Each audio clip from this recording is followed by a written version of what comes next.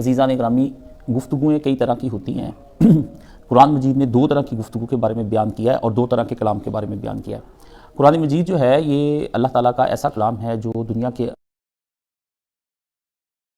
اور تھیریز کے اوپر بہت زبردست قسم کے تبصرے کرتا ہے۔ تھنکرز ہیں، فلاسفرز ہیں، سائنسدان ہیں اور سائنٹسٹ کے علاوہ اور بھی دیگر لوگ ہیں۔ آپ دیکھتے ہیں ہر شعبے سے وابستہ آدمی اپنی ہی فکر کو اور اپنے ہی شعبے کو، اور چاہے وہ انٹرٹینمنٹ سے کیوں نہ متعلق ہو، اس کو ایک فلسفے کا رنگ دیتا ہے، اور جب وہ فلسفے کا رنگ دیتا ہے اسے، تو پھر وہ کسی بھی گناہ کو اپنے لیے جائز قرار دے لیتا ہے تو نیکی اور بدی کا فرق ختم ہو جاتا ہے۔ نیکی بدی کے فرق کے ختم ہونے سے معاشرے کے اندر فساد پھیل جاتا ہے۔ نسلیں نہیں جانتی ہیں کہ نیکی کیا ہے اور نسلیں نہیں جانتی ہیں کہ بدی کیا ہے۔ قرآن مجید کو اس نیکی اور بدی کے فرق کو ملحوظ خاطر رکھنا ہوتا ہے، اور اسی کو وہ رکھ کر سامنے تبصرے کرتا ہے، جس میں قوموں کے واقعات آ جاتے ہیں، قوموں کی گفتگویں آ جاتی ہیں، جس میں لوگوں کے آپس کے کلام آ جاتے ہیں، جس میں دو مختلف لوگوں کے، جو ایک شر کی حمایت میں بات کر رہا ہوتا ہے اور دوسرا خیر کے بارے میں، اور ایک نیکی کے بارے میں بات کر رہا ہوتا ہے اور دوسرا بدی کے بارے میں بات کر رہا ہوتا ہے۔ تو ایسے میں قرآن کریم تھیریز سے چلتا ہے اور قوموں پر آتا ہے، اور قوموں سے چلتا ہے اور فرد پر آتا ہے۔ فرد کے کلام کو بھی قرآن مجید نے سامنے مد نظر رکھا، قوموں کی آپس کی گفتگو کو بھی مد نظر رکھا، پوری قوم کا ایک شخص سے مکالمہ اور ایک شخص کا پوری قوم سے مکالمہ، فرد کا فرد سے مکالمہ، اور اس کے بعد تھیریز کے اوپر مکالمہ، یہ قرآن مجید نے، اور پھر بعد میں خدا کے اپنے تبصرے اس کے اوپر کیا ہیں۔ اس میں قرآن کریم نے دو طرح کی گفتگویں کی ہیں، ایک دونوں کلاموں کو بیان کیا ہے، اور دونوں کے بارے میں قرآن مجید میں آپ نے آیتیں سننی ہیں، اور ان آیات کے بارے میں آپ نے سنی۔ جو خیر کے مقابلے میں بات کر رہا ہوتا ہے، ٹھیک ہے، اس کے بارے میں اللہ کہتے ہیں کہ تو آپ واقف نہیں ہیں پیغمبر، اللہ واقف ہے ان کے اندر چل کیا رہا ہے۔ یہ کانفرنسیں کرتے ہیں فلسطین کے حق میں، احتجاجی ریلیاں بھی نکالتے ہیں، لیکن اندر چل کیا رہا ہے یہ سورہ فتح کے اندر ہے۔ ان سے کہو کہ وہ بات کریں جو ان کے دل میں چل رہی ہے۔ یہ جو باتیں بنا بنا کے لوگوں کو بتا رہے ہیں نا، یہ دل میں نہیں چل رہی، یہ تو منہ کی باتیں ہیں، دل میں چل رہی ہیں۔ قرآن مجید ڈسکشن جب کرتا ہے کسی بات پر تو وہ ایسی زور کی گرفت کرتا ہے کہ اسے جان چھڑانی مشکل ہو جاتی ہے۔ تو یہاں پر فرمایا ان لوگوں کے دلوں کے اندر، ما فی قلوبہم، دلوں کے اندر۔ اب جان لیجئے کہ دل کو پہلے ہی دنیا کے اعتبار سے دیکھا جائے تو جسمانی طور پر بھی یہ دل باہر نہیں ہے، اور پھر دل کے اندر، یعنی گویا ہمارے سینے میں دل ہے، اور پھر اس دل کے اندر کچھ جو خون چل رہا ہے وہ بھی ہم نہیں دیکھ پا رہے ہیں۔ اب یہ بات تو ہو ہی روحانی اور معنوی طور پر ہی ہے، گویا سینہ ہے اور سینے میں دل ہے، اور دل میں وہ بغض کینہ ہے یا وہ حق ہے۔ دیکھ ہم نہ دنیاوی طور پر سکتے ہیں اور نہ ہم آخرت کے اعتبار سے ان کو دیکھ سکتے ہیں۔ تو قرآن مجید نے کہا فَأَعْرِضْ عَنْهُمْ، اللہ تو اس سے خوب واقف ہے، آپ ان سے اعراض کریں نبی، اور ایسی ان کے دل میں بات کہیں کہ جو ان کے قلب میں کھب کے رہ جائے، ان کے دل میں دھنس جائے، یہ بات کا جواب نہ کہیں سے لا سکیں، یہ چاہیں بھی تو بات کے مقابلے میں بات نہ بنا سکیں۔ اس قدر محکم دلیل کے ساتھ گفتگو کیجئے، جس طرح محکم دلیل کے ساتھ حضرت ابراہیم علیہ السلام نے گفتگو کی۔ کہا کہ اگر تم خدا ہو اور تمہیں زندہ کرنے اور مارنے تک پہ قدرت حاصل ہے، کہ زندگی اور موت دونوں تم دیتے ہو، جو تم نے دعویٰ کر رکھا ہے، تو زندگی موت تو بڑی دور کی بات ہے، نہ زندگی دینی ہے نہ موت دینی ہے۔ یہی سورج جو تمہارے سامنے مشرق سے نکلتا ہے، اسی کو تم مغرب سے نکال کر لے آؤ سب کے سامنے سے۔ تم اپنے خدا ہونے کی وہ دلیل دو جس سے واضح ہو جائے۔ یہ تو زو مانی گفتگو تم نے کی کہ قیدی کو تم نے زندگی دے دی اور آزاد کو تم نے موت کے گھاٹ اتار دیا، تو کہا زندگی موت میں دیتا ہوں۔ تو یہ اللہ نے فرمایا قول بلیغ بات کریں پیغمبر۔ یہ قول بلیغ کیا ہے؟ قول بلیغ کی یہ سب سے بڑی خوبی ہوتی ہے، وہ ذہن کو ایڈریس کرتا ہے۔ کیا مطلب؟ وہ آدمی کو جب اس کی گفتگو ہو رہی ہوتی ہے تو وہ آدمی کو نہیں سوچ دیتا ہے، مگر اس کی خامی اس میں یہ دنیاوی اعتبار سے ہی ہوتی کہ اس کے گرد بھیڑ اکٹھی نہیں ہوتی، اس کے گرد بھیڑ اکٹھی نہیں ہوتی۔ یہ ذہنوں کو بدلتا ہے، یہ عوام میں مقبولیت نہیں قول بلیغ حاصل کرتا، جس کا اللہ نے بیان فرمایا کہ ان کے اندر وہ گفتگو کیجئے قول بلیغ جو دلوں میں دھنس جانے والا قول ہو۔ تو یہ کیا کرتا ہے؟ یہ عوامی بھیڑ اکٹھی نہیں کرتا، اس کے پاس شہرت نہیں ہوتی، اس کے پاس عوامی مقبولیت نہیں ہوتی، اس کی طرف وہ لوگ لپک کر آتے ہیں جو دراصل سنجیدہ ہوتے ہیں زندگی کے بارے میں، جو لوگ حق کے متلاشی ہوتے ہیں، برسوں بیت جاتے ہیں ان کو حق کی تلاش کے لیے، جیسے حضرت سلمان علیہ فارسی۔ حق کی تلاش یہ نہیں ہوتی کہ آپ صبح اٹھے اور آپ نے 2-1 فون کالز کی اور پوسٹ شیئر کی اور فیس بک کو کچھ دیکھا اور کوئی ادھر ادھر آپ نے سرچ انجن کے ذریعے سے کچھ کال اور کچھ باتیں اور کچھ مسئلے تلاش کیے، یہ حق کی تلاش ہے۔ یہ حق کی تلاش نہیں ہے۔ سمجھ لیجئے یہ بات مجھ سے آپ سب بھائی اور مجھے بھی سمجھ لینی چاہیے تذکر کے طور پر، اپنی یاد دہانی کے طور پر۔ یہ حق کی تلاش نہیں ہے۔ حق کی تلاش سفر اور فقر کے ساتھ منسلک کر دی گئی ہے، جس میں بھوک کاٹی جائے، اپنی دنیا کی آسائشیں اور دنیا کی زندگی کی نعمتیں چھوڑ دی جائیں، اور جس میں سفر کیا جائے، جس میں کرایہ خرچ کیا جائے، بسوں کے دھکے کھائے جائیں، ریلوں کے دھکے۔ آپ کے پاس پیسے نہیں، آپ 3rd کلاس ریلوے کے اندر بیٹھ کر آتے ہیں، آپ کے پاس ڈیوو نہیں ہے، لیکن آپ بسوں کے پیچھے لٹک کر جاتے ہیں اور کچھ فاصلہ آپ گدا گاڑی پر بیٹھ کر طے کرتے، کچھ پیدل طے کرتے جس میں تھکاوٹ ہو، جس میں مایوس ہو جانے کا عنصر پایا جائے، بد دلی کا، کسی ٹائم بھی آپ بد دل ہو سکیں. یہ حق کی تلاش ہوتی، جس میں کسی کو خاطر میں نہ لایا جائے، نہ اپنی قوم کو، نہ اپنی رنگ کو، نہ اپنی نسل کو، نہ اپنی زبان کو. یہ حق کی تلاش ہے. حق کی تلاش فیس بک پر نہیں ہوتی، واٹس ایپ کی چیزیں دیکھنے سے حق کی تلاش نہیں ہوتی. یہ حق کی تلاش نہیں ہے، یہ تو ذہنی عیاشی ہے، ایک مذہبی ذہنی عیاشی. جس طرح غیر مذہبی ذہنی عیاشی ہوتی ہے، یہ وہ عیاشی. تو جو لوگ حق کے متلاشی نہیں ہوتے، ان کے لیے حق ان کے سامنے آتا بھی نہیں ہے. حق کی تلاش ایک بڑا لمبا چوڑا کام. یہ قول ابلیغ کرتا کیا ہے؟ یہ کلام ابلیغ کیا کرتا ہے؟ یہ تفکر پیدا کر دیتا ہے. اب جب آدمی میں تفکر پیدا ہوتا ہے تو وہ کیا کرتا ہے؟ تو وہ اپنے نظریوں کا اثر نو جائزہ لینا شروع کر دیتا ہے. وہ دیکھتا ہے کہ میں نے زندگی کس رنگ اور ڈھنگ سے گزاری، میرے باپ نے کس رنگ سے گزاری، میرے دادا کیسے گزار کر گئے، ہم نے ہجرت کیوں کیا، ہم کیوں آئے انڈیا چھوڑ کر، ہم کون تھے، ہم کہاں سے آئے ہیں، کس وجہ سے ہم نے یہ پاکستان کو چوز کیا. میرے دادا نے کیا فرار کی تھی، انہوں نے ہندوؤں کا خوف تھا کیا، سکھوں نے ہمارے گھروں پہ حملے کر دیے تھے کیا، اپنی مال جان اور آبرو کو بچانے کے لیے ہمارے بڑوں نے ہجرت کی. تو یہ تو ہجرت نہیں تھی، یہ تو ایک فرار تھا.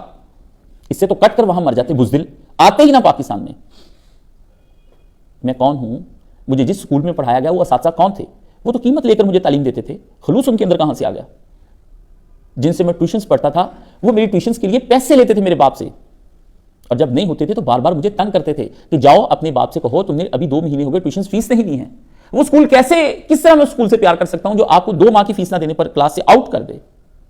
آپ اس سے کیسے محبت کر سکتے ہیں؟ اس نے تو اپنا علم بیچا ہے، اپنا فن بیچا ہے. تو بکنے والے کے ہاتھ سے میں محبت کرتا ہوں کیا، اس کے نظریے سے محبت کرتا ہوں کیا؟ جس کے دل میں رحم دلی کا عنصر نہیں تھا، وہ کیسے مجھے وہ علم دے گا جس کے اندر رحم ہوگا؟ مجھے چاہ کر علم نہیں دیا گیا ہے، مجھ سے محبت کر کے علم نہیں دیا گیا ہے. مجھے سکھایا گیا ہے کسی مجبوری کے تحت، کیونکہ ان کو گورنمنٹ تنخواہیں دیتی تھی، ان کو اسکول کی انتظامیہ تنخواہیں دیتی تھی. تو میں چاہ کر علم نہیں دیا گیا ہوں، میں محبتوں کے ذریعے سے علم نہیں دیا گیا ہوں. اس کو اثر نو پھر ان تھیریز پر ورک کرتا ہے کہ جو علوم مجھے چاہ کر نہیں دیے گئے، مجھے ان علوم کو اب چیک کرنا ہے. جو بکے ہوئے ذہن سے علوم میری طرف ٹرانسفر کیے گئے ہیں، اس لیے میرا حق بنتا ہے کہ میں ان سوچوں کو چیک کروں کہ میرے اساتذہ نے جو مجھے سوچے دیے ہیں آیا وہ بھی صحیح تھے یا نہیں. کہ وہ 2 وقت کی روٹی کے لیے مجھے وہ علم دیا کرتے تھے. پھر وہ اس ایمانیات کو چیک کرتا ہے کہ جس مسجد کے اندر مجھے تعلیم دی گئی میرے اور ایمان کے نام پر اور اسلام کے نام پر اور محمد رسول اللہ صلی اللہ علیہ وسلم کے نام پر جس استاد نے مجھے تعلیم دی، وہ استاد کون تھے، وہ استاد مجھے کس طرح پیٹتے تھے اور مجھے پیٹ کر انہوں نے علم دیا. وہ کس فرسٹریشن کا شکار تھے، وہ جنسی طور پر کس طرح سے بچوں پر حملہ آور ہوتے تھے. ان کا بد کرداری اور ان کے کردار کے درمیان میں مجھے کہاں پہ ایک لکیر اور ایک فاصلہ قائم کرنا ہے، اور ان کا وہ نچلی سطح پر انتظامیہ کے سامنے گھٹنے ٹیک دینا اور 2 وقت کی روٹی کے لیے انتظامیہ کے پیچھے پھرنا. لوگوں کے گھروں سے آئی ہوئی خیراتیں اور صدقے اور بھیک میں دیے گئے خدا بن کر دی گئی زکاتیں میرے استاد کو پالتی رہی ہیں. تو ایسے استاد نے کیا مجھے یہ سب چیزیں کھانے کے بعد کیا انہوں نے مجھے سچا نالج دیا ہوگا؟ مجھے نہیں دیا وہ نالج. مجھے یہ دیکھنا ہے. اور پھر جو میں خود سے سوچتا ہوں اور کچھ سوچیں میں خود ڈیولپ کرتا ہوں اپنے ذہن کے اندر اور ان پر گفتگو کرتا ہوں اور گھنٹوں خود سے ہم کلام رہتا ہوں، تو مجھے ان کا اثر نو جائزہ لینا ہے. یہ اثر نو جائزہ لینا ہے. پھر وہ ذات کے لیے نہیں جیتا. پھر اگر وہ روٹی کھاتا ہے اور اگر وہ گوشت کھاتا ہے، اگر وہ نٹس کھاتا ہے، اگر وہ بادام کھاتا ہے، اگر وہ شہد پیتا ہے، اگر وہ زعفران پیتا ہے، وہ اچھی سی قوت والی غذائیں اور پروٹینز لیتا ہے، تو وہ اپنے بدن کے لیے نہیں لیتا ہے، حق کے لیے لیتا ہے. جس حق کو اس نے سوچا، جس حق کے لیے اس نے جان دینے کا سوچا، اس حق کے لیے وہ اپنے آپ کو تر و تازہ رکھتا ہے، اس حق کے لیے وہ اپنے آپ کو صحت مند رکھتا ہے، اس حق کے لیے وہ اپنے بدن میں قوت جمع کرتا ہے، اس حق کے لیے اپنے بدن میں طاقت جمع کرتا ہے تاکہ میں حق کا حق ادا کر سکوں. کبھی ہاتھ سے جو جہاد ہو اور کبھی پورے بدن سے جو نماز ہو. اس لیے وہ جیتا ہے. تو پھر جب وہ جینے کے اس مقام پر آتا ہے تو وہ بولتا کم ہے اور سوچتا زیادہ ہے. بولتا کم ہے تو سوچتا زیادہ ہے. اب وہ چھوٹی چھوٹی بات پر غور و فکر کرتا ہے. تو یہ بولنا کم اور سوچنا زیادہ یہ بہت بڑی نعمت ہے جو اس کے قلب میں پرورش پاتی ہے. اور گھنٹوں خود سے ہم کلام ہوتا ہے اور فقط حق کے لیے ہوتا ہے، نہ کہ احساس محرومی کے لیے ہوتا ہے. مجھے یہ نہیں ملا، مجھے وہ نہیں ملا. ہم کلامی کی کئی شکلیں ہیں. تو یہ اس جمعے کا جو مجھے پڑھانا ہے ابھی اس کا یہ مقدمہ بیان ہو رہا ہے. تو وہ اس پر سوچتا ہے. اور پھر ایک تیسری چیز اس کے اندر جو پیدا ہوتی ہے وہ دوسروں کی طرف نگاہ کم کرتا ہے، اپنی اصلاح کی طرف زیادہ نگاہ کرتا ہے. وہ سوسائٹی کے کسی ایسے عنصر کے اوپر انگلی نہیں اٹھاتا جو اسی گناہ میں ملوث ہوتا ہے جس میں یہ خود ہوتا ہے، جسے یہ حکمران بڑے پیمانے پر کرتے ہیں اور یہ چھوٹے پیمانے پر کرتا ہے، اور جسے لوگ اپنی دسترس، اپنی وسعت اور اپنے دامن کے لحاظ سے کرتے ہیں، یہ اپنی وسعت، اپنے دامن اور اپنی دسترس کے لحاظ سے کرتا ہے۔ ان کے ہاتھوں میں شرابوں کی بوتلوں کی بوتلیں آتی ہیں، یہ ایک پر گزارا کرتا ہے، وہ ہر ایک آنے جانے والی پر نظر رکھتے ہیں، یہ دو چار کو اپنے یرغمال بنا لیتا ہے اپنی میٹھی زبان سے، کر یہ بھی وہی کچھ رہا ہے۔ اگر اس نے خزانے کو لوٹ لیا ہے تو جس نے آپ کو ایک خراب کیلا دیا ہے وہاں پر، اس کو پتا تھا، تو اس سے اپنی دسترس کے مطابق آپ پر ظلم کیا اور اس سے اپنی دسترس کے مطابق آپ پر ظلم کیا، یہ وہ ظلم، اس پر پھر وہ اپنی اصلاح کی فکر کرتا ہے۔ جب یہ ساری باتیں ہو چکتی ہیں تو آخر میں جا کر کے پھر کیا ہوتا ہے؟ اب اس کا ہر چیز کے بارے میں اپنی رائے قائم کرنے کا طریقہ ہی بدل جاتا ہے۔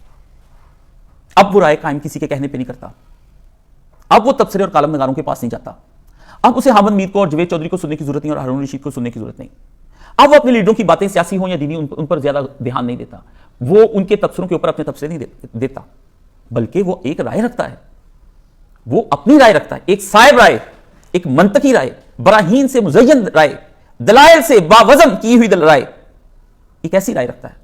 لیکن اگر وہ ان سب چیزوں سے پرے ہے تو وہ پھر دوسرے کلام کی طرف آتا ہے، جسے قرآن کہتا ہے وَمِنَ النَّاسِ مَن يُعْجِبُكَ قَوْلُهُ فِي الْحَيَاةِ الدُّنْيَا، تم نے دیکھا کہ لوگوں میں کچھ ایسے ہیں فی الحیات دنیا، وہ تمہیں دنیا کی زندگی کے بارے میں کچھ ایسی میٹھی میٹھی گفتگو کرتے ہیں کہ سکسیسفل لائف کو کیسے بڑھایا جا سکتا ہے، آپ اپنی کامیابیوں سے کیسے ہمکنار ہو سکتے ہیں، 10 طریقے کامیابیوں کے، بڑے لوگوں کے 10 طریقے، اپنا بزنس کیسے بڑھا سکتے ہیں آپ، آئیے ہم سے سیکھیے۔ تو وہ میٹھی چکنی چپڑی باتیں کرتا ہے وہ آپ سے، وہ مذہب کے بارے میں آپ کو ڈھیلا ڈھالا کر دیتا ہے، وہ کہتا ہے موسیقی سنیے، وہ تو اس پہ دلائل لاتا ہے، اور اس کے ہماکا فالوورز وہ اس کے پیچھے بیٹھ کر وہی تالیاں بجاتے ہیں جو وہ گا رہا ہوتا ہے، وہی ساز کوئی بجا رہا ہوتا ہے جو وہ گا رہا ہوتا ہے۔ آپ نے کبھی قوالی دیکھی ہو تو وہ گانے والا جو گا رہا ہوتا ہے دراصل بجانے والا وہ بجا رہا ہوتا ہے، اور جو پیچھے اس کے کلیپنگ کر رہا ہوتا ہے وہ اسی کے گانے اور بجانے کو مزید تقویت دے کر ایسا ایک شور پیدا کرتا ہے جس سے گانے اور بجانے کی تاثیر بڑھ جائے، جبھی تو کلام آپ کے اوپر آتا ہے، حاوی ہوتا ہے۔ اس ماحول میں جب آپ داخل ہو جاتے ہیں تو لازمی بات ہے کہ آپ اس ماحول کے چنگل میں پھنسیں، آپ اس ماحول کے چنگل میں پھنسیں، یہ لازم ہے۔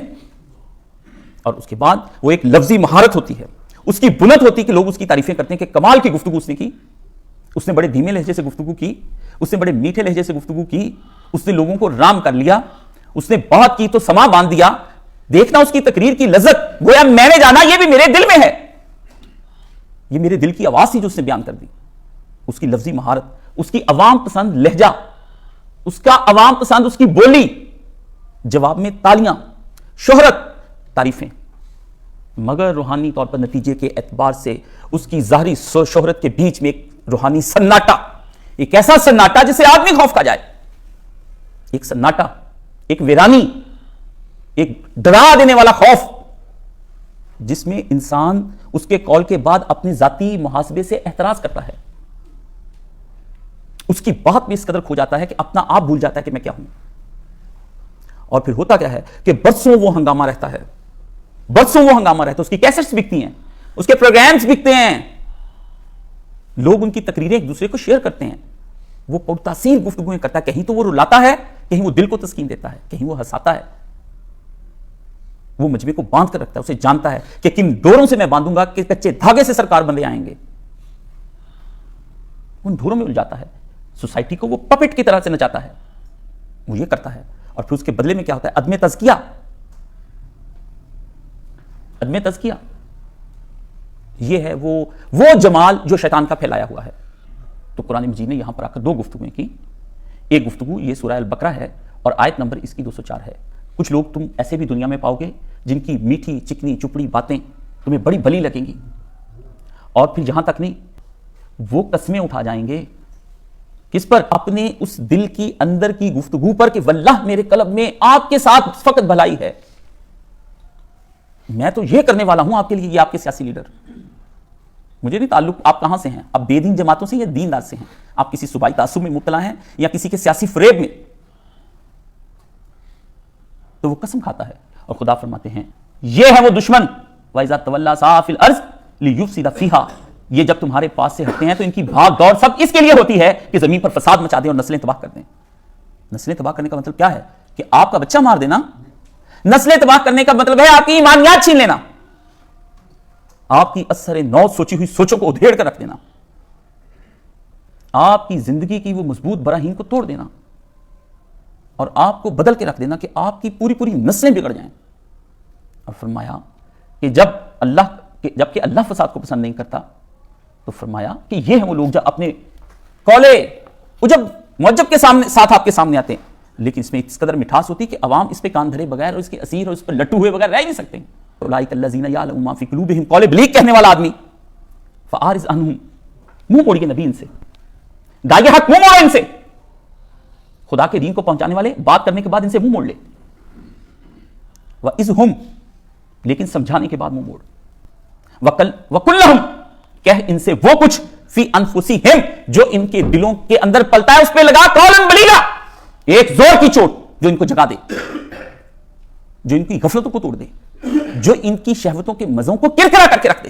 یہ عورت سے محبت کریں, ان کو جمع کرنے بھول جائیں, ان کو کھانوں کے اندر کڑواہٹ محسوس ہو, یہ کپڑے پہنے تو کپڑے ان کو ریشم کی بجائے گندک اور آملہ ساگ کے کپڑے لگیں, ان کی گاڑیاں ان کو سکون نہ دیں, ان کو اس طرح سے اٹھا نبی قولم بلیغا, ان کو راتوں کو چین نہ آئے, یہ سونا چاہیں تو تمہاری باتیں ان کے دلوں ان کے کانوں کے اندر سائرن بجائیں, چیخیں بن کر وہ ان کے راتوں کو جگا دیں, ان کو قولم بلیغا, اور ان سے ہٹ جائے باتیں کرنے کے بعد, ان کو دوبارہ منہ نہ لگا. یہ تجھ سے کہیں کہ تو کڑوا ہے, یہ تجھ سے کہیں کہ تیرا مجمع کم ہوتا جا رہا ہے, یہ تجھ سے کہیں آخر پیغمبر تجھے ماننے والے کم ہیں, یہ تجھ سے کہیں کہ زبان میں شرینی پیدا کیجئے ویسی جیسی دوسرے میں معجب والے کلام نے کی. نہیں پیغمبر, تم سناٹوں والے نہیں ہو, تم شاد باد جنت کے باغوں کی طرف ترغیب دے لے رہے ہو, تم صحراؤں والے نبی نہیں ہو نبی, تم نہریں بہتی ہوئی جنتوں کے نبی ہو نبی, تم تاریک راہوں کے نبی نہیں ہو, چیختی ہوئی دوزخ کے نبی نہیں ہو. جہاں لاوے پلائے جائیں گے, جہاں پیپ پلائی جائے گی, تم ان کے نبی نہیں ہو. تم ایک ایسے جہان کے جو روشن تر, خوبصورت, چمکدار, لذیذ, جس کی خوشبوؤں کا تو یہ عالم ہے کہ وہ ہوگی بھی نہیں, لیکن 500 سال کی مسافت پر سے خوشبو آئے گی. اور ان کو سنا اس دوزخ کی بات, ان کے لیے یہ وہی ہے تیرے زمانے کا امام برحق, جو تجھے حاضر و موجود سے بیزار کرے, موت کے آئینے میں دکھا کر تجھے رخ دوست, زندگی تیرے لیے اور بھی دشوار کرے. حسن الیاس, تم کہتے ہو کہ نیرہ نور کا گانا سننے میں کیا قباحت ہے, برے گانوں کے ہم مخالف ہیں, یہ تو ذوق کی بات ہے. حسن, تم بھی جوان ہو اور ہم بھی جوان رہے ہیں, نیرہ کے گانوں میں ہے کیا ہم نے نہیں سن رکھے, ہمیں پاگل بناتے ہو. ہم مولاناؤں کو تو پاگل بناؤ جنہوں نے نہیں سنے, ہم تو خود گناہ کی دنیا کے بادشاہ رہے ہیں. ہمیں بتاتے ہو کہ گناہ کے اندر ذوق چاہیے, ہمیں بتاتے ہو, تمہیں شرم نہیں آتی, تم غامدی کے داماد بھی ہو اور اس کے شاگرد بھی ہو, اور مل کر تم قوم کو گمراہ کرتے ہو کہ نیرہ کے سنو. کون سا سناؤں تمہیں, ان کا اشارہ چاند سے پیارا, کہوں کیسے قصہ درد و غم, نہ کوئی ہم نشیں ہے نہ یار ہے, وہ کبھی ہمارے ہوئے ہی نہ تھے. یہ سناؤں غزلیں تمہیں, یہ کس کی یاد دلاتی ہیں, تمہارے روٹے ہوئے محبوب کی, تمہارے ہاتھ سے پھسل گئے اور قابو میں نہ آنے والی محبوبہ کی. اس کو سن کر کون سا تمہیں خدا یاد آتا ہے کہ تم خدا کے گھر کے طواف کرنے کے لیے نکل جاتے ہو, اور نیرہ کا گانا سننے کے بعد تم نماز پڑھتے ہو. درختوں کی پہچان اس کے پھل سے ہوا کرتی ہے. جب بحث ہو جائے یہ آم کا درخت ہے یا سیب کا درخت ہے, تو پھل لگنے پر پتہ چلتا ہے اور بات ختم ہو جاتی ہے کہ یہ آم کا ہے یا سیب کا درخت ہے. تو تم جس پھل کو اس امت نے کھایا, اور اس پھل کے بدلے میں امت کو جو ہوا, اس پہ قرآن و حدیث کی دلیل کی ضرورت نہیں. اگر یہ حرام نہیں تھی یہ سب چیزیں, تو یہ تو شریعت کا نقص میں مانوں گا کہ جو چیز انسانیت کو نقصان دے رہی تھی, قرآن اور حدیث نے اس کو حرام نہیں کہا ہے. کیوں؟ ایسی شریعت ماننے کی ضرورت نہیں تھی. میری عقل, میرا مشاہدہ, میرا تجربہ, ایک نہیں دو نہیں, قوموں کی ایک تاریخ ہے. تجھے بتاؤں تاریخ امم کیا ہے, تیگو سنا اول طوس اور باب آخر. قوموں کی تاریخیں اور ان کے زوال اس وقت ہوتے ہیں جب وہ طوس و رباب لے لیتی ہیں. قومیں عروج اس وقت پکڑتی ہیں جب تیغ و سنا سے وہ جنگ لڑتی ہیں. تو لوگوں میں سے وہ آدمی جس کا کلام میٹھا ہے, قرآن کہتا ہے قول معجب, کلام معجب, جسے سن کر آپ کہیں what a wonderful speech, یہ وہ قول ہے جس کو اللہ نے کہا ہے کہ نہ سنو, جس کو آپ جا کر کہیں کہ کیا تقریر تھی, کیا گفتگو کی تھی کاشف نے, جس کو سن کر آپ کہیں کیا لفاظی تھی, ہر حرف کے ساتھ جڑا ہوا تھا, گویا سب غلام تھے اور کنیزیں تھیں اور لونڈیاں تھیں سارے غلام, اور ہاتھ باندھے اس کے سامنے کھڑے تھے. سرکار حکم کیجئے کون آگے بڑھے. جو لفظوں کی یہ بنت کر رہا تھا کہ آپ نے جانا کہ یہی تو میں سوچتا تھا برسوں سے. اس ونڈرفل سپیچ کو قرآن مجید نے کہا ہے کہ سنانے والا تمہارا کٹر دشمن ہے. اس کے کلام کے بعد اگر تم عمل کرو گے تو کھیتیاں تو اجڑیں گی مگر نسلیں بھی ساتھ اجڑ جائیں گی. اور اللہ نے کہا ہے کہ اس پر وہ خدا کو گواہ بنا کر لاتا ہے. اس طرح کے 20 کلام ہوں گے. یہ ایک مثال میں نے دی ہے, اور بھی لوگوں کے بہت سے کلام ہیں. آپ اس کی ایک آدھ بات سن کر کہتے ہیں کاش استاد جی یہ بہت اچھا آدمی ہے. دیکھیے یہ کبھی کبھی اچھی, کبھی کبھی کا کیا بات ہے. کبھی کے قول تو یزید کے بھی سنا دوں گا. فرعون پر گفتگو کر لیتے ہیں اسی قرآن کے ذریعے سے. آپ بیٹھ جائیے, میں ثابت کرتا ہوں کہ اس کے کلام کے اندر کس قدر بلاغت تھی. آپ قابیل اور حابیل کو لائیں, میں ثابت کرتا ہوں کہ جس نے قتل کیا وہ بالکل ٹھیک مارا تھا اس نے. میں آپ کو اس کا کلام سنا دیتا ہوں. لائیے کوئی آدمی اسے یہ تفسیر سیکھنا چاہے جو خواہشات پر مبنی تفسیر ہے, جو جھوٹ پر مبنی تفسیر ہے, وہ کسی کے کلام کو بھی بگاڑا جا سکتا ہے. آپ نہ کریں. لیکن قرآن مجید اس کو کہہ چکا ہے کہ جو ایڈریس کرتا ہے, جو سوچ پیدا کرتا ہے کلام بلیغ, اس کی طرف شہرت نہیں ہوتی ہے. جو ایمانیات کی سوچ دیتا ہے, جو دوبارہ سے کہتا ہے کہ مجھے سوچنا ہے کہ میں نے یہ سوچیں کیوں اپنائی, میں نے اپنے مسجد کے استاد سے کیوں علم لیا, میں نے اپنے سیاست کے استاد سے کیوں علم لیا, میں نے اپنے اسکول کے 2 ٹکے کے بکنے والے استاد سے میں نے کیوں لیا. آپ بہت ادب کرتے ہیں, کریں ادب. میں نے کب کہا ہے آپ ادب نہ کریں؟ میں نے کب کہا ہے ان کو گالی دیں آپ؟ میں نے کب کہا ہے جنہوں نے آپ کو حروف شناسی کی ایک تربیت دی ہے, جنہوں نے کتابت میں آپ کو ایک فن سکھایا کہ یوں کر کے کاف لکھا جاتا ہے اور یوں کر کے الف لکھا جاتا ہے, تو آپ کیجئے نا, ادب کیجئے, مگر یہ ادب دل کی گہرائیوں سے نہ کیجئے. یہ حروف شناسی, یہ کتابت سکھانے کا فن, یہ جنت میں نہیں لے جا سکتا. سوچیں لے کر جائیں گی جنت میں, نظریات لے کر جائیں گے آپ کو جنت میں. رسول اللہ نے کسی کو حرف نہیں سکھائے ہیں, رسول اللہ نے کسی کو کتابت کا فن نہیں سکھایا, اللہ ماشاءاللہ چند لوگوں کے. سوچیں بدلی, نظریات بدلے پیغمبر نے, زاویہ نظر بدلا, رائے توڑ دینے کا فن سکھایا, اوپینین میکر بنایا, اوپینین بریکر بنایا پیغمبر نے. پیغمبر نے یہ نہیں کام کیے ہیں. پیغمبر کی بات کو شہرت نہیں ہوئی ہے, اس کی قوم نے اس کو نکال دیا ہے. ایک کو نہیں نکالا ہے, 1.25 لاکھ کی ہسٹری ہے, 1.25 لاکھ ریفارمرز ہیں, ان کو نکال دیا ہے. جن کو خدا نے منصب نبوت پر بٹھایا, انسانوں نے ان کے ساتھ دستوں پہ گریبان ہوئے ہیں. یقتلون النبیین بغیر الحق, نبیوں کو کسی بغیر وجہ کے ان کو قتل کر دیا انہوں نے, کہ تم ہمیں سکھاتے ہو کہ سوچیں نہیں بناؤ, ایمانیات نہیں لے کر آؤ. یہ تم ہم سے کہہ رہے ہو کیسے توڑ دیں اپنے آباء و اجداد کی سوچ, اپنی نسلوں کی سوچ, اپنے استادوں کی دی ہوئی سوچ, اپنے سیاسی لیڈروں کی دی ہوئی سوچ, اپنی دینی قیادتوں کی دی ہوئی سوچ, اپنے استادوں کی دی ہوئی سوچ کو کیسے توڑ دیں پیغمبر. اس کے مقابلے میں میٹھی اور وہ جو زہر کے ساتھ شوگر کوٹڈ کی گئی سوچیں تھیں وہ لے لی. بس پھر کیا ہوا, قلب کی موت ہو گئی, دماغ نے سوچنا بند کر دیا, امت کا بیڑا غرق ہو گیا. دیکھیے اس دنیا میں غزہ کے مسئلے کیا موسیقی سے حل ہوں گے؟ کشمیر میں لٹتی ہوئی عزتیں موسیقی سے حل ہوں گی؟ انڈیا میں جو قوانین پاس کیے جا رہے ہیں وہ موسیقی سے حل ہوں گے؟ آپ کے آئے ہوئے سیلاب یہ موسیقی سے حل ہوں گے؟ آرکسٹرا لے کر جائیں گے؟ جب سرحدوں پر نظریاتی جنگیں لڑی جائیں گی تو ریاض کی طرح کے فیسٹیول کے لیے ننگی عورتیں وہاں لا کر آپ نچائیں گے کہ وہ تو لائیں گنے, بندوقیں, ٹینک. یورپ ڈوب گیا سر تب کمر, اقبال نے کہا تھا, وہ اسلحوں سے ڈوب گیا.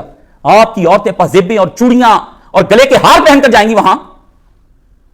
جنگ کے جب میدان لگیں گے تو کڑیل مرد سامنے آئیں گے. نظریات پر جنگ لڑیے, خدا نے کہا وہ بھی لڑیں گے, ہم بھی لڑیں گے. وہ کفر کے لیے لڑیں گے, شرک کے لیے لڑیں گے, بتوں کے لیے لڑیں گے, شیطان کے لیے لڑیں گے, نفس کی خواہشات کے لیے لڑیں گے, اور قتل ہو جائیں گے, لاشیں وہ بھی اٹھائیں گے, برباد وہ بھی ہوں گے, اکانومی ان کی بھی ڈسٹرب ہوگی. اکیلے ہم تو نہیں مریں گے نا, اکیلے ہم تو نہیں مریں گے. کیوں ڈرتے ہو؟ ان کو کیوں سکھاتے ہو وہ چیزیں؟ یہ بتانے عجب جو تم نے بنائی, یہ تصوف, یہ رنگ و نور کی محفلیں, یہ رقص جن کو تم جائز قرار دیتے ہو, مجھے بتاؤ یہ مسلمانوں کو کب ان کے زوال سے نکالیں گے؟ یہ تم کس قسم کا قول ان کو سناتے ہو؟ یہ کب ہوش میں آئیں گے یہ مجمع؟ یہ کب رسول اللہ کا نسب سن کر ایک آدمی کو آسمانوں پہ اٹھا لیں گے کہ کس نسلیں بیان کرتا ہے؟ کس دن رسول کا وہ نسب سن کر لوگ ایمان لے کر آئے تھے؟ وہ تو رسول کا نسب تھے خود, مگر وہ نہیں مانے نبی کی منصب نبوت کو. ابو لہب نسب سے کیا آری آدمی تھا, وہ تو نبی کا اپنا نسب تھا. ابو جہل اپنا نسب تھا. یہ کیسا فریب ہے جو آپ کھا جاتے ہیں؟ یہ کیسا فریب ہے جو سیاست کے اندر آپ ریاست مدینہ کے نام پر کھا جاتے ہیں؟ آپ کو رسول اللہ کی ریاست کا کچھ علم نہیں. وہ کیسے بنی تھی؟ وہ پتہ ہے کیسے بنی تھی؟ وہ حیدر کرار کی تلوار سے بنی تھی, وہ عمار یاسر کی بھوک سے بنی تھی, وہ سمیہ کے چر جانے سے بنی تھی, وہ بلال کا کوئلوں پہ لے جانا, وہ خباب کا وہاں پر اس کا خون بہتا ہوا, وہ شیب ابی طالب سے بنی تھی. وہ رنڈیاں اور کنجریاں لے جا کر قوم کے بچوں کو نچایا نہیں گیا تھا. آپ جانتے ہی نہیں کہ ریاست مدینہ کو بنانے کے عنصر اور عوامل کیا ہیں, کتنی چیزوں سے یہ ہانڈی تیار ہوئی ہے, یہ نہیں علم. آپ پاگل ہیں کیا؟ آپ کب تک ان فریبیوں کے فریب میں رہیں گے اور ان کے کہنے پر آپ احتجاجوں پہ احتجاج کریں گے؟ خداوندہ کوئی مسیحا دوبارہ سے عطا کر جو ہم اندھوں کی آنکھوں کے اوپر ہاتھ پھیرے تو ہم بینا ہو جائیں, جو ہمارے مردوں کو زندہ کر دے. یہ عیسیٰ کا ظہور تم نے اس وقت تک کے لیے کیوں رکھا؟ ہمیں دوبارہ سے چاہیے عیسیٰ. آئے وہ مسیح, وہ ہم کوڑیوں کو جو قلب کے کوڑ چل گئے ہمارے دلوں کے اندر, جو دین کے نام پر میرے جیسے لوگ بدکار اور روح سیاہ ان کے اندر کوڑ چلتا ہے, جن کو اپنے کوڑ سے الجھن ہوتی ہے, اب ان سے ہم کیا ہیں؟ خداوندہ کیا مسیح صرف بنی اسرائیل کے لیے تھا؟ ہم تو ان سے بدتر ہو چکے ہیں, ہم زیادہ مستحق ہیں, ہمیں مسیح عطا فرما. اور یہاں مسیح کا کیا عالم ہے؟ مزدہ جام فضا. غالب نے کہا تھا کہ مسیحا آپ ہی خود بیمار ہے. اس نے کہا خوشخبری تمہارے لیے اے مریضو, کہ جس مسیح نے ڈاکٹر نے ہمیں دوا دینی تھی وہ خود ہی ہمارے جیسے مرضوں میں مبتلا ہے. مزدہ جام فضا کہ مسیحا خود بیمار ہے.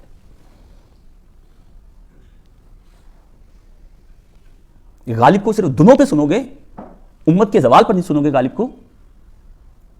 عزیزو یہ وہ کرب ہے کہ آپ نے آج میرا 1.5 گھنٹہ لیٹ جمعہ سنا ہے. میں کب اپنے آپ میں ہوں؟ میں تو 1 سال سے کسی چکر میں ہوں. میں تو دیکھتا ہوں کہ یہ ہو کیا رہا ہے. خداوندہ اس سوسائٹی میں میرا اپنا دم گھٹتا ہے. میں کیسے جبر کر کے وہ کچھ کہہ دوں جس پر میں خود کبھی عمل نہیں کر پایا ہوں. مجھے اپنے آپ سے نفرین ہے. یا ایھا الذین آمنوا لما تقولون ما لا تفعلون, اس کی زد میں ہوں میں. یہ آیت سونے نہیں دیتی ہے کہ وہ باتیں کرتے کیوں ہو جو تم سے ہو نہیں پاتی ہیں. تو یہ قلب کا ایک درد ہے, اس درد کو سمجھیں. یہ نہ کہیں ہم کم ہیں, ہمیں سننا چھوڑ گئے ہیں, ہمارے پاس آتے نہیں ہیں. یہی تو ہم چاہتے ہیں کہ ہم کلام بلیغ تو کہیں لیکن کلام معجب نہ کہیں, ہم ونڈرفل سپیچ کبھی نہ کر پائیں. خداوندہ کاشف کی زبان کو گم کر دینا. جس دن لوگوں کے لیے میں یہ تقریر کروں, اس زبان کو بند کر دینا. یہ زبان جو حق ترجمان نہ ہو سکے, جو لوگوں کے دل کی بات کہے, اس زبان کو روک دینا. مجھے اس خطابت سے کچھ فائدہ نہیں ہے. یہ امامتیں اور خطابتیں سے میں چڑھتا ہوں. میں نے استاد سے کہا تھا میں چڑھتا ہوں استاد جی, میری چھیڑ ہے یہ. اب مجھے کیوں مجبور کرتے کہ میں مصلی پر ہو جاؤں اور ممبر پر آ جاؤں؟ یہ محراب اور ممبر اور یہ مصلی اللہ کے نبی کے لیے ہیں, یا ان جیسے جو ہیں ان کے لیے ہیں. ہم جیسوں کے لیے کب سے ہیں؟ ہم تو خود اپنے دل کی کشتی کو ڈاما ڈول پاتے ہیں. امام مجھے روکے ہے, کھینچے ہے مجھے کفر, کعبہ ہے میرے پیچھے, کلیسا ہے میرے آگے. میں تو ابھی خود گمانوں کے اندر ہوں, میں تو ابھی خود وہموں کے اندر ہوں, میں تو خود ابھی خیالوں میں ہوں. اے یقین آ میرا ہاتھ تھام, مجھے ہم یومنون کے مقام سے اٹھا, ہم یوقنون کے مقام پر لے جا. اے یقین آ, تو کہاں ہے یقین؟ اے یقین تو آ, میں برسوں تیری راہ تک ہوں, تو کب آئے گا میرے پاس؟ میں کب اصحاب الخدود میں ہوں گا کہ کھولتے ہوئے الاؤ کے اندر ایک ایج پر لے جا کر کھڑا کر دیا جائے اور کہو مارو چھلانگ اس تیل کے اندر. تو کیا میں اس یقین پر آج کھڑا ہوں کہ مجھے چھلانگ لگانی پڑ جائے تو میں لگا دوں؟ میں بالکل وہ لونڈی ہوں جس نے اپنے بچے کو لے کر اس کھولتے تیل میں جب چھلانگ لگانے لگی تو رکی ماں, لیکن بچہ بولا ماں یہ کھولتا تیل نہیں, مرکب پہ تنے پاک اور خاک پہ سر تھا. یہ امام حسین کے لیے کسی نے کہا تھا کہ امام حسین کا جب سر کٹا ہے تو بدن اقدس, کہتے ہیں گھوڑے پر, شاعر کا خیال ہے یہ, بدن اقدس آپ کا گھوڑے پر تھا اور سر مبارک زمین پر گر گیا. تو کہتا ہے مرکب پر تنے پاک اور خاک پر سر تھا, مگر اس خاک تلے جنت فردوس کا در تھا. اس کھولتے تیل کے اندر کہیں مشاہدہ جنت میں کر پایا ہوں یا نہیں؟ وہ بچہ ہی نہیں آیا میرے پاس ابھی تک. میں غلام اور لونڈی اور کنیز کی طرح ابھی تک کھولتے تیلوں کو دیکھتا ہوں اور سہما جاتا ہوں. میں کلمہ پڑھتا ہوں جی, اشہد لا الہ الا اللہ وحدہ لا شریک لہ واشہد ان محمدا عبدہ ورسولہ. یہ میرا ایمان ہے جی, لیکن میرا یقین کہاں ہے جناب؟ مجھے وہ یقین لا دیں. ہم گمانوں کے مسافر, ہم وہموں کے مسافر, ہم تخیلات کے مسافر, ہم خیالوں میں کھوئے ہوئے مسافر. اور خدا اے از برترے وہموں قیاسو جنوں, خدا تو وہ ہے جو وہموں قیاسوں جن سے پرے ہے, اور میں ان گمانوں کا مسافر. کہاں ہے یقین کی منزل اور یقین کی دولت؟ میرا یقین مجھے کوئی لا دے. کوئی شاگرد اٹھے, ظالمو مجھے تمہیں پڑھاتے ہوئے 30 سال ہو گئے ہیں, ایک بھی تم میں سے ایسا نہیں جو مجھے یقین کی دولت دے سکے بدلے میں. میں تمہیں ایمان دیتا ہوں, کوئی تو میرا ہاتھ تھامے مجھے یقین دے جائے. یہ تمہیں کیا ہوا کہ تم مجھ سے بھی بدتر حالت میں چلے گئے؟ میں ایمان پر لا کر کھڑا کرنا چاہتا ہوں, تم گمان پر چلے جاتے ہو. گمان تم کو کہ رستہ کٹ رہا ہے, یقین مجھ کو کہ منزل کھو رہے ہو. یہ رستے نہیں کٹ رہے ہیں ہمارے, ہم منزل کھو رہے ہیں, ہم ڈائیورٹ ہو چکے ہیں. یہ جنکشن کہیں اور لے کر جا رہا ہے, واللہ یہ کہیں اور لے کر, میرے دیکھے والے راستے ہیں, ہم اس راستے سے نہیں گزرے, ہم گم ہو چکے ہیں. ہم ضالین کے مقام پر کھڑے ہیں, بلکہ اب تو غیر المغضوب بھی ہو گئے ہیں. ہم تو مغضوبین کے مقام پر بھی کھڑے ہو گئے ہیں کہ ریاض کے میلے ہوں, اور یہ حکمران جا کر فلسطین کے حق میں تقریریں کریں تو قرآن نے سورہ فتح میں کہا ہے جو کچھ یہ کہہ رہے ہیں ان سے پوچھو کہ کیا دل سے کہہ رہے ہیں؟ اگر تم دل سے محمد بن سلیمان کہتے ہوتے تو ادھر سے تم یہ فحاشی بند کر کے یہ بات کرتے. ایک طرف سے تم خنجر گھونپتے ہو اور دوسری طرف سے نکالتے ہو. کیا نہ کرو ہم پر یہ ظلم اور نہ کریں آپ اپنے آپ پر ظلم. نہ جائیں ان کے پیچھے. میں تم کو پکارتا ہوں لوٹو. اگر تم کسی فریب میں تھے بھی تو آج سے فیصلہ کر لو کہ میں فریب میں نہ رہوں گا, میں گمانوں میں نہ رہوں گا. تمہارا نبی یقین کا نبی ہے. اس قدر تمہارے نبی کا یقین ہے, اس قدر تمہارے نبی کا یقین ہے کہ نماز پڑھنے کی حالت میں تمہارے نبی پر جنت کا تصور چھایا, خدا نے پردہ ہٹایا اس تصور پر. اور رسول اللہ نے نماز کے دوران ہی جنت کے لگے ہوئے درخت کے پھل کو اس طرح سے پکڑنے کی کوشش کی, پھل ہاتھ نہیں آیا ہے. کس قدر مراقبہ کیا ہوگا نبی نے حالت نماز میں. اور تمہارے نبی ہی نے ایسی نماز پڑھی ہے کہ نبی نے خدا کے غضب کو سوچا تو وہ اس کی سوچ اس قدر بلندیوں پر چلی گئی کہ جہنم کا پردہ ہٹا دیا گیا اور رسول خدا نے اس کے انگارے سے اپنے چہرے کو چھپا دیا اس کی تپش سے. ایسی نماز کی تلاش میں نیرہ نور کے گانے سنو گے حسن الیاس, مہدی حسن کے گانے سنو گے حسن, پروین شاکر کی غزلیں پڑھو گے حسن, شب تنہائی کی غزلیں سنو گے حسن. یہ کے ایل سہگل کو کیا تمہارے دل میں وہ درد ہے جس کی بنا پر تم تڑپتے ہو, وہ جو تمہیں حاصل شہوت نہیں ہو سکی, یہ ساری غزلیں یہ باتیں اسی کا تو رونا ہے. یہ شاعروں کا سنڈاس جو پھیلایا ہوا ہے, یہ وہ ناکام محبتیں ہی تو رو رہی تمہارے اندر چیختی چلاتی محرومیاں کہ تم کسی عورت کے بدن سے کھیل نہیں پائے, اور وہ تمہاری رگوں اور تمہاری ہڈیوں اور تمہارے خون میں اتر گئی اس کی یاد. اور جب تک تمہیں وہ اب حاصل نہیں ہوگی تم اس کی یاد میں غم خون جلاؤ گے اور جگر کا خون پیو گے. ناکام جذبوں ناکام محبتوں کا علاج کیا غزلیں اور شاعریاں اور رنڈیوں کے کلام ہوتے ہیں, یا خدا کے کلام میں تسلیاں ہیں؟ کلام میں معجب سے بچو دوستو. یہ طوائفوں کے کلام, یہ شاعریاں جو 1400 سال کی شاعری آپ کی, کیا فارسی کیا ہندی کیا مجھ سے بچی, وہ کلام پڑھے ہیں پیچھے جا کر دیکھیں. میری جوانی کا زور بھی ہے اس میں. یہ قول بلیغ ہے. خدا کا کلام سب سے پہلا قول بلیغ ہے, اور ہر وہ قول جو اس کے مقابلے میں آ جائے کلام معجب ہے. وہ جن کرے یا بشر یا پری یا وحوش, وہ عالم کرے یا دستار باندھ کر کرے دستار اتار کر کرے, وہ پینٹ کوٹ ٹائی لگا کر کرے یا وہ کنٹینروں پہ چڑھ کے تم کو بتا کر ریاست مدینہ کے خواب دکھائے. وہ کچھ ہو, وہ مارکس ہو, وہ نیتشے ہو, وہ ہیگل اپنا کلام تم کو سنائے, وہ لینن کی تقریر ہو یا سٹالن کی. ہاں ابھی ایک آدمی اتنی عمر کا, یہ کل میرے پاس 2 دن سے مسلسل آ رہا ہے, ہاتھ میں سوشلزم کی بک پڑھی ہے, آکسفورڈ کا پڑھا ہوا, برمنگھم کا پڑھا ہوا, بوڑھا ہو گیا ہے, وہ کسی بہت بڑی سیاسی جماعت کی ورکنگ کمیٹی کے اندر ہے, مجھے دعوت دے رہا ہے. میں اس کی دعوت کو سنتا ہوں. پرسوں بعد اس کو کہیں سے میں میسر آ گیا تو وہ بہت بڑا رئیس ہے بھائی. میں اس کے اندر میں اسے اس کے چہرے میں تلاش کر رہا ہوں. یہ کتابیں تمہیں سکون دیتی ہیں. مجھے وہ بتاتا ہے کہ میں نے ایسے اسٹڈی کی, اس کے اوپر ایک ایک جملہ لکھا, ہر جملے پہ انڈر لائن اوور لائن کیا, تو اٹھا کر میں نے بھی لکھائی. میں نے کہا یہ میں نے بھی خدا کے کلام کو اسی طرح ہی پڑھا ہے, میری بھی حدیث کی کتاب یہی ہے, میرا دین کا مطالعہ بھی ایسا ردی نہیں ہے. آپ نے عمر بسر کی تو میں نے بھی بسر کی. ایسا کچھ نہیں کہ ہم خالی ہیں. پتہ نہیں کتنے لوگ ایسے ہیں جو اس کلام کے مقابلے میں دیگر کلاموں سے اپنے دل کو ٹھنڈا کرتے ہیں, اقوال زری بھیجتے ہیں, شاعروں کے کلام بھیجتے ہیں.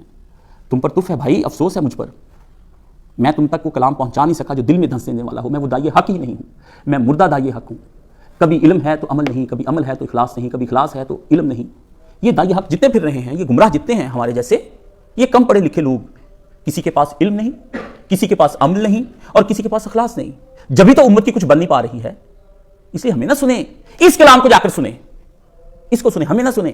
یہ وہ کتاب ہے جو اللہ نے کہا نبی خود بھی پڑھ, تو محمد رسول اللہ کو بھی اسی کلام کی ضرورت ہے, اور تیری امت کو بھی اس کی ضرورت ہے, اور کل انسانیت کو بھی اس کلام کی ضرورت ہے. نبی دن رات اس قرآن کو پڑھ, اور پڑھ کے جبریل کو سنا. جبریل سنے کہ تو کہیں سے بھولا تو نہیں, تو کہیں سے بھولا تو نہیں. اس کی زیر, اس کی زبر, اس کی پیش, اس کی شرط, اس کی مد, اس کا رکنا, اس کا چلنا, اس کے سکتے, اس کا وقف, نبی جبریل کو سنا. نبی جبریل کو سنا. نبی راتوں کو مجھ کو سنا, لمبے طویل سجدے کر, لمبے قیام کر. نبی قرآن مجھ کو سنا, مجھ خداوند عالم کو سنا, جس کا یہ اپنا ذاتی کلام ہے, کہ میں سنوں کہ تیری زبان اور تیرے قلب اور تیرے دماغ پر کیا یہ وہی کلمے جاری ہیں جو ہم نے تجھ کو بھیجے ہیں. آپ مجھ سے پوچھتے کتاب دے دو کہ پڑھنی ہے, کتاب دے دو تو پڑھنی ہے. کتاب ایک ہی دی گئی بس, رسول کو بھی وہی اور غیر رسول کو بھی وہی, سب کو ایک کتاب دی گئی. آپ عمریں گزار دیتے ہیں دوسری کتابیں پڑھتے ہوئے, اور لوگوں کے کلاموں کو سامنے لے کر آ جاتے ہیں. یارو ہم جہنم کا ایندھن ہیں, وہی ایندھن جو حشر کے دن ڈال دیا جائے گا اپنے اپنے بتوں سمیت. صرف مٹی کے بت نہیں, ہم بت, ہمارے والدین بت, ہمارے چچا تایا بت, ہماری برادریاں بت, ہماری نسلیں بت، سب بت ہیں، ہمارے سیاسی لیڈر بت، ہمارے دینی لیڈر بت، یہ موبائل بت جن کو ہم چھوڑ نہیں سکتے، بند نہیں کر سکتے.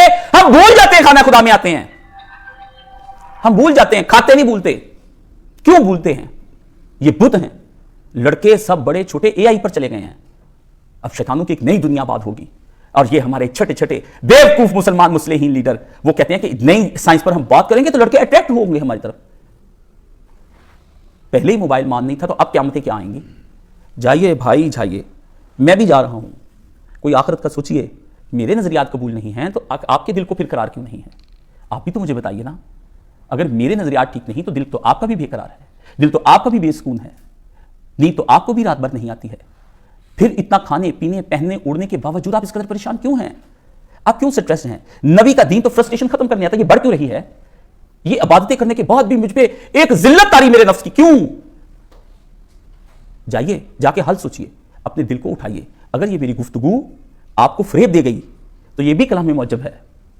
اگر یہ میری گفتگو آپ کو اثر نو سوچنے پر مجبور کر گئی تو پھر یہ کلام بلیغ ہوا. خداوندہ میری گفتگو کو کلام بلیغ بنا. مجھے دے مجھ کو بھی صلہ اس اشفتہ سری کا، جوش جنوں میں کہہ جاتا ہوں میں تیرے اسرار. دے مجھ کو بھی صلہ اس اشفتہ سری کا، اس پاگل پن کا خداوندہ قیامت کے دن مول ڈالیں بس. اور مرنے سے تھوڑی دیر پہلے وہ جو تیرا پسندیدہ کلمہ لا الہ الا اللہ محمد رسول اللہ ہے وہ پڑھا دیں. میں نے تو یہ پاپڑ بیل دیا خداوندہ. تو نے کہا تھا ان کی نگاہ ناز کا ہم سے یہ مان تھا، عمر گزار دیجئے، سو عمر گزار دی گئی. میں نے تو اپنا لگا دیا جو یہاں پر تھا، جو پڑھنے کا اپنا سودا دماغ میں سمایا، استاد نے جو کہا یہی زندگی ہے میں نے تو لگا دیا. اس لیے مجھے جب اپنی کوئی آخری خبر کوئی ڈاکٹر کی طرف سے آتی ہے کہ آپ یہ ہیں اور یہ ہو رہا ہے تو میرے دل میں خیال آتا ہے کچھ کہہ دے، کچھ کہہ دے جس کا مول پڑ جائے، کچھ کہہ دے جس میں نجات ہو جائے، کچھ کہہ دے کہ تو رسول اللہ کے سامنے جا سکے، کچھ کہہ دے کہ اس بادشاہ کی اتنی نعمتیں کھانے کے باوجود بھی تیرے منہ سے وہ کلام نہ نکل سکا جو اس کو خوش کر دے. اللہم انی ظلمت نفسی ظلما کثیرا. یار نے یار سے پوچھا، اور یار غار نے پوچھا، یار قبر نے پوچھا، یار بدر نے پوچھا. جس نے مال لٹا دیا ایک آنکھ کے اشارے پر، ایک آنکھ کے اشارے پر جس نے مال لٹا دیا، جس نے جا کے بدر میں نبی کو تھام لیا، جس نے عہد کیا اور نبھایا، جا کے نبی کے ساتھ ہی قبر میں سو گیا، جس کو قرآن نے ذکر کیا کہ جب وہ دونوں غار میں تھے اس یار نے یار سے کہا کچھ کہیے ایسا کہ مدتوں کی آپ کے ساتھ میں نے محبت کی اور سب کچھ لٹا دیا آپ کے پیچھے، کچھ مجھ کو بھی تو سکھائیے میں خدا سے کیا کہہ کر معافی مانگوں. کہا نماز میں پڑھا کر اللہم انی ظلمت نفسی ظلما کثیرا، خداوندہ میں نے اپنے نفس پر ظلم کیا ہے.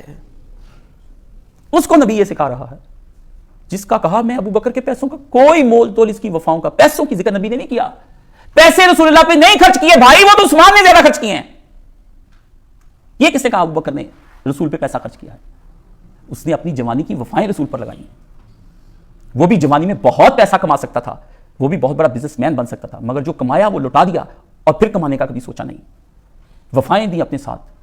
نبی کو کہا کہ تو صحراؤں میں چلے میں تیرے ساتھ تیرا ہمدم بن کر چلوں، تم پہاڑوں پر نبی جائے میں تیرے ساتھ تیرا یار بن کر چلوں، تو جنگوں کے محاذ میں اترے نبی میں ابو بکر تیرے پیچھے تلوار لے کر اور ڈھال بن کر تیرے سامنے کھڑا ہو جاؤں. نبی میں کبھی تجھے رونے نہ دوں اور نبی کبھی تیری آنکھ میں آنسو نہ آنے دوں. نبی تیری اپیل ہو تو گھر کے اندر ایک پورا پیالہ ہی کیوں نہ میری کل سرمایہ کائنات میں لا کر تیرے قدموں میں رکھ دوں. نبی میں بھی 38 سال کا ہوں لیکن نبی تو 40 سال کا ہے. اور وہ نبی کو سہارا دیتے ہوئے کہتا ہے کہ آپ 2 اینٹیں کیوں اٹھاتے ہیں، آپ بوڑھے ہیں. اللہ کے نبی نے کہا ابو بکر تو جوان ہے کیا؟ اس وجہ سے وہ اس کو کہا کہ تم کہو وہ حشر ایسا حشر ہوگا ابو بکر جس دن کسی کی پیش نہ جائے گی. تم ابھی سے کہنا شروع کر دو کہ ظلمن کثیرا، کر لیا ابو بکر نے اپنے اوپر جتنا ظلم تھا. فغفر لی، تو بخش دے اب ابو بکر کو. کیوں تو توبہ قبول کرتا ہے؟ یارو اگر ابو بکر یہ کہے ہم نے تو دیا ہی کچھ نہیں ہے، اس لیے فکر کرو. وآخر دعوانا الحمدللہ رب العالمین.